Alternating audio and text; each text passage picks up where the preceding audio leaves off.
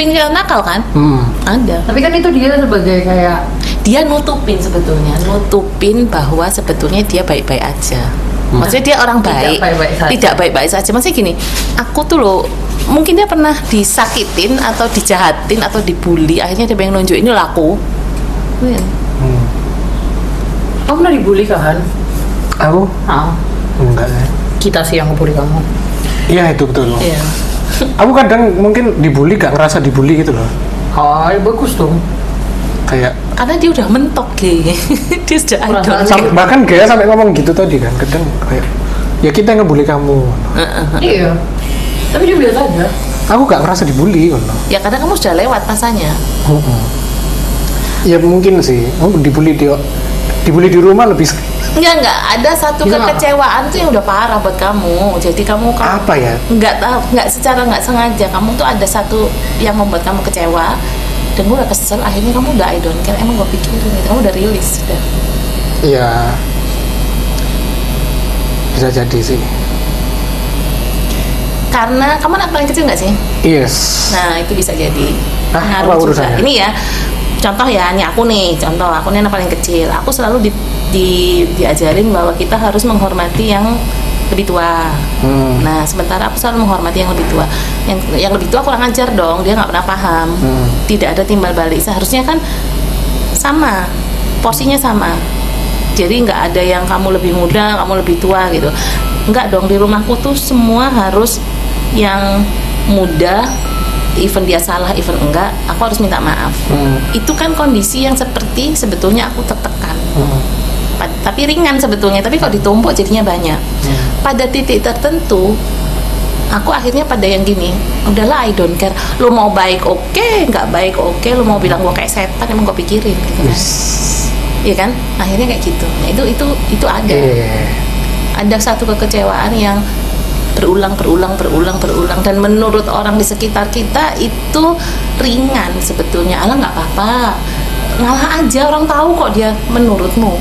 Tapi secara psikologis kita seharusnya kalian nggak nge-treat kayak gitu. Orang juga pengen dong punya apa ya, minimal bukan masalah kita mau bener mau enggak. Kalau mau komunikasi itu kan gini loh, ayo komunikasi, kita cari jalan keluarnya bagaimana. Itu manusia normal. Tapi kalau manusia zaman bahula itu kan nggak bisa, pokoknya bener tuh yang gede, pokoknya kamu harus begini begitu, sementara yang diomongin nggak ada dasar. Oke. Iya kan? Ada hubungannya sama anak yang nggak pernah dikasih kesempatan memilih gitu? Bisa. Jadi pokoknya ini kamu ikutin aja. Udah kamu tuh anak kecil kok.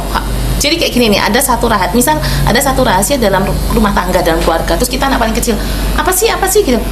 Kamu nanti aja, kalau udah 17 tahun, kamu tuh masih kecil gitu. Nanti kita udah gede, aduh kamu tuh anak kecil. Kita tetap labelnya anak kecil, bukan anak gede. Betul. Dan suara kita nggak pernah didengerin. Ada pengaruhnya kayak gitu? Pengaruh, sangat pengaruh. Dan nanti di titik tertentu kamu jadi orang yang I don't care akhirnya. Wes karepmu ngomong ngambil. Terus selama ini aku ngomong juga nggak pernah kalian dengerin, masukanku nggak pernah ada juga. Ya wis terserahmu lah, kan milih A milih B terserahmu. Gitu. Akhirnya gitu. Oke. Terus akhirnya jalan satu-satunya mungkin kamu ya udah, aku dengan duniaku sendiri. Ya ini tadi kamu bikin tato ini tadi karena yes aku maunya gini terserah aku gitu kan. Ya ada faktor itunya. Ada. Oke. Kalau kamu kan ada tatonya juga, alasanmu kenapa bikin tato? Biar studiomu laku kan? Soalnya waktu itu bundaku nggak punya orang yang bisa dijadikan kelinci percobaan, jadi aku yang dijadikan.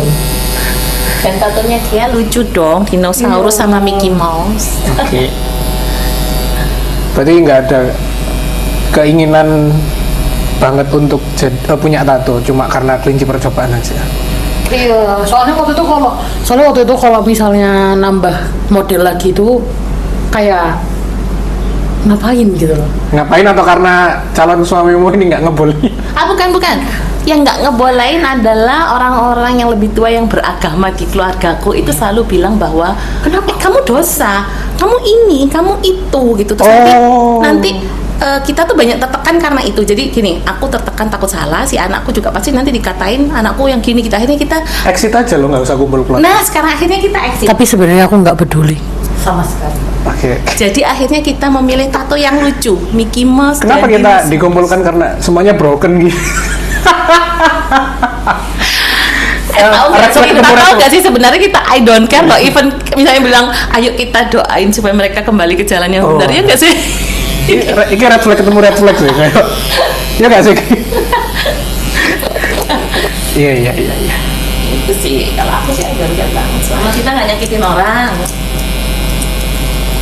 Selesai. Red flag ketemu red flag ini bro.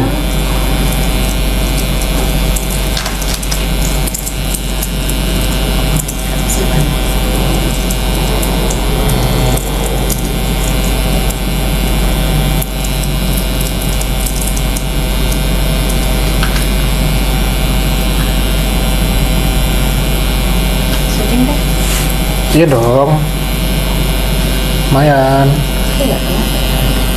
Apa lumayan? Konten.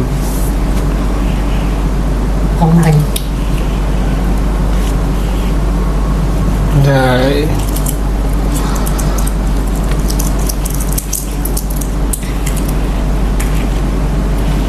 Timurnya lebih subasa loh padahal. Kan ini nggak perlu pakai tisu basah. Tapi kalau parenting gimana tuh? Parenting apa tuh parenting? Enggak, soalnya kan banyak konten kreator yang sok-sokan bikin konten parenting padahal mereka usia pernikahannya baru 5 tahun, 7 tahun kayak sok tahu semua gitu. Karena sekarang banyak teori, maksudnya banyak teori yang mereka membaca, ya ada benernya sih, mereka mungkin tahu secara teori, tetapi mereka kan belum jalanin nih. Sebetulnya kalau parenting itu, rumah tangga itu yang penting kan komunikasi nih. Yang penting kan komunikasi. Jadi komunikasi itu harus ada kesepakatan gitu loh. Aku tuh kok paling nggak seneng ya kalau misalnya parenting itu yang misal nih, iya sebetulnya bener sih, agama itu kan perempuan harus nurut sama lelaki, ya kan? Tetapi kok aku enggak ya? Ngerti nggak sih maksudku gini loh, nurut itu di koridor mana dulu gitu loh, iya kan? Kalau misalnya suamiku itu raja di Saudi Arabia yang dia bisa memenuhi hajat hidupku semuanya sesuai aturan Islam, misalnya gini nih, ya kamu nurut, iya aku nurut, tapi kan bukan berarti aku nurut di rumah jadi pembantu gitu loh. Padahal kan kita harus supaya kita cantik di depan suami, ya sediakan pembantu lah untuk yang bagian masak, bagian cuci, jadi aku baunya wangi terus, nggak apa-apa, tak ikutin kalau kamu bisa memenuhi.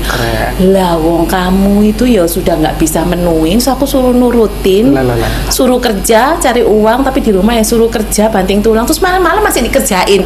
Coba terus kapan dong istirahatnya? Nah kayak gitu-gitu tuh yang harus dirubah mindsetnya. Jangan ngambil setengah-setengah. Sakno era Kartini ya, kan gawe emansipasi. Betul. Padahal era Kartini kan Islam juga deh. Lah tapi kan masalahnya kalau era Kartini kan bener, dia di keluarganya keluarga yang emang ada pembantu. Iya. Ada bener nggak sih? Kan dia nggak kerja sendiri dong, dia dia kerjanya cuman dia berpikir bagaimana caranya dia passionnya dia tersampaikan juga. Betul. Baik gitu tuh. Iya. Betul.